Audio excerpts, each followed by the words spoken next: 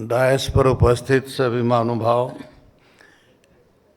एवं विभिन्न सहकारी संस्थाओं से आए हुए पदाधिकारीगण, विभिन्न टेक्नोलॉजीज से संबंधित सभी वेंडर्स और इस कार्यक्रम के आयोजक श्री गौतम नवीन जी और उसके सभी साथीगण, आज आपने सुबह से विभिन्न वक्ताओं द्वारा, चाहे वो हमारे शहरी सहकारी बैंकों के पदाधिकारीगण हों या विभिन्न टेक्नोलॉजी के प्रतिनिधिगण हों, सबके विचार आपने सुने। इसके अलावा हम जो सहकार बंधु हैं, जो सहकारिता क्षेत्र से जुड़े हुए हैं, अपने अपने बैंकों में जो व्यवहारिक रूप में, प्रैक्टिकल रूप में कार्य करते हैं और जो इस प्रकार की हमें कठिनाई आती है, वो उससे अलग है जो हम यहाँ पर एक वक्तव्य के रूप में सुन के जाते हैं। मेरे से पूर्व वक्ताओं ने बड़े अच्छे ढंग से अपनी अपनी बातें रखी। यहाँ तक कि भारतीय रिजर्व बैंक के अधिकारी आए थे, उन्होंने भी कंप्लायंसेस के बारे में, जो एडवाइजरीज, डायरेक्टिव्स भारतीय रिजर्व बैंक समय समय पर इशू करता है, उसके बारे में हमें सबको अवगत कराया।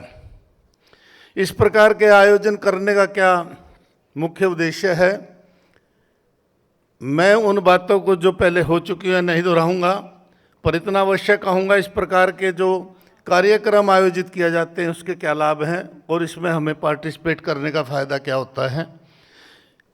हम सभी जानते हैं सहकारिता क्या है। जो आदमी, जो व्यक्ति अपने सहकारिता एक क्षेत्र में प्रैक्टिकल काम करता है, उसको पता ही है कि हमें हाथ से हाथ मिलाना है, यही सहकारिता है। और किस प्रकार से अपनी संस्थाओं को आगे ले चलना है, ये हम प्रैक्टिकल रूप से जानते हैं। दूसरा, सबसे जो मैं समझता हूँ अपने अनुभव के आधार पर, कि हम देश के विभिन्न भागों से आते हैं। छोटी और बड़ी संस्थाएं हमारी अलग अलग हैं। हमारे बीच में 90,000 करोड़ के बैंक के चेयरमैन साहब भी उपस्थित हैं और यूनिट 1 बैंक, जो यूनिट बैंक है, उसके पदाधिकारी भी यहाँ उपस्थित हैं। तो हमें एक दूसरे को अपने अनुभव शेयर करने का, एक दूसरे से प्रेरणा मिलने का ये अवसर प्रदान किया जाता है।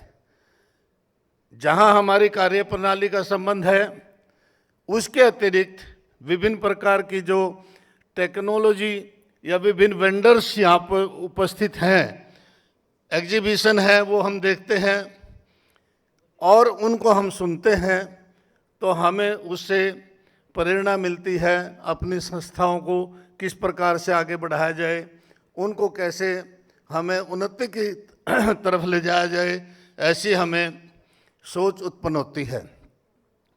अब जहाँ तक देखिए, हमारी जो केंद्र सरकार है, हमारे देश के जो प्रधानमंत्री हैं आदरणीय नरेंद्र मोदी जी, इन्होंने सहकारिता क्षेत्र को आगे बढ़ाने के लिए और जो हमारा विकसित भारत 2047 में होगा, जैसा उन्होंने स्वप्न देखा है या आधारशिला रखी है, उसमें सहकारिता क्षेत्र का विशेष योगदान हो, इस पर भी बल देने के लिए उन्होंने केंद्र सरकार में सहकारिता मंत्रालय, जो एक कृषि मंत्रालय का छोटा सा अंश होता था, एक इंडिपेंडेंट स्वतंत्र प्रभार का मंत्रालय बनाया।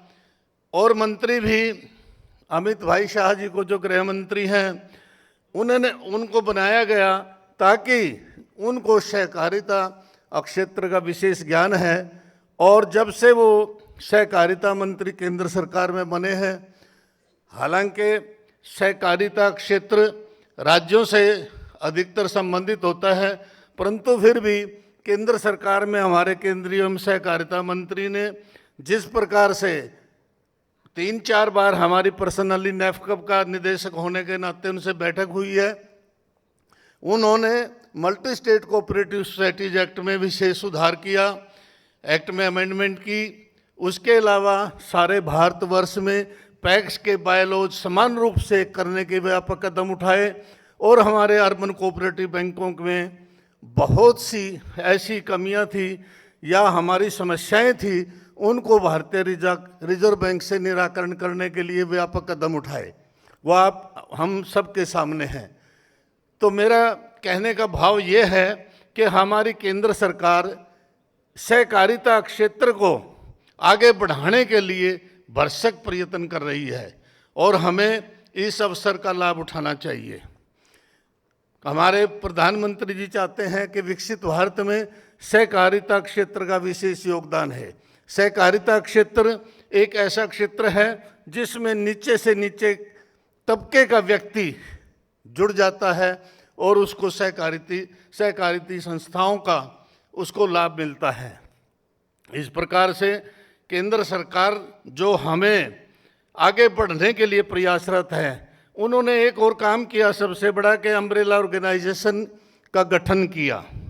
अलग से एक एनबीएफसी के रूप में अम्ब्रेला ऑर्गेनाइजेशन एनयूसी एफडीसी के नाम से रजिस्टर्ड कराई कंपनीज एक्ट में और उसको व्यापक स्वरूप देने के लिए अभी उसके लिए हमारी जो पूंजी शेयर कैपिटल थी उसकी 118 करोड़ ही हुई थी, परंतु पिछले 2 महीने में हमारे जो केंद्रीय सहकारिता मंत्री हैं उनके प्रयासों से उन्होंने बहुत अधिक उसमें ध्यान दिया और उनके प्रभाव से हम उसका जो टारगेट था 300 करोड़ करने में सफल हुए हैं।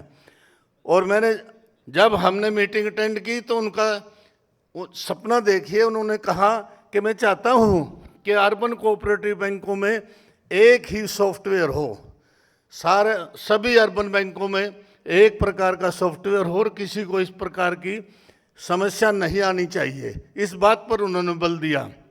उन्होंने ये भी कहा कि इसमें टेक्नोलॉजी को अडेप्ट करने में अगर सरकार से कोई वित्तीय सहायता की भी आवश्यकता होगी वो भी हम प्रदान करने की कोशिश करेंगे। इसके अलावा उन्होंने कहा कि जो सीटीएस है, जो कलरिंग हाउस है अर्बन कोऑपरेटिव बैंकों का थ्रू आउट इंडिया का एक होना चाहिए। इस प्रकार के उन्होंने सपने सजाए हैं। तो इस प्रकार जैसे केंद्र सरकार का हमें सहयोग मिल रहा है, उनका जो अलग अलग से राज्यों में भी उन्होंने सभी मुख्य सचिवों को पत्र लिखे हैं सहकारिता क्षेत्र को आगे बढ़ाने के लिए क्या क्या व्यापक कदम उठाए जाएं। समय के मर्यादा को रखते हुए बात तो बहुत कुछ, क्योंकि मैं तो खुद एक अर्बन कोऑपरेटिव बैंक का संस्थापक हूं। कभी मैंने 3,000 रुपये से बैंक शुरू किया था, अब वो बैंक मल्टी स्टेट बैंक है पानीपत अर्बन कोऑपरेटिव बैंक के नाम से। तो इस प्रकार से जो मेरा अनुभव है व्यक्तिगत बहुत बड़ा है, परंतु फिर भी हमें इस अवसर का लाभ उठाना चाहिए और जो हमारे जो बड़े बैंक हैं उनके अनुकरण करना चाहिए, उनसे कुछ सीखना चाहिए। और हम इसीलिए इस तरह की सभाओं में उपस्थित होते हैं ताकि हमें अब भी कुछ सीखने को मिलता है। तो मैं आप सबका शुभकामनाएं देता हूं इस अवसर पर कि आप बहुत कुछ यहाँ से प्रेरणा लेकर जाएं। और धन्यवाद करता हूं गौतम नवीन जी का कि इस प्रकार के आयोजन ये करते रहते हैं जिससे हम सहकार बंधु लाभान्वित होते रहते हैं। जय हिंद, जय सहकार।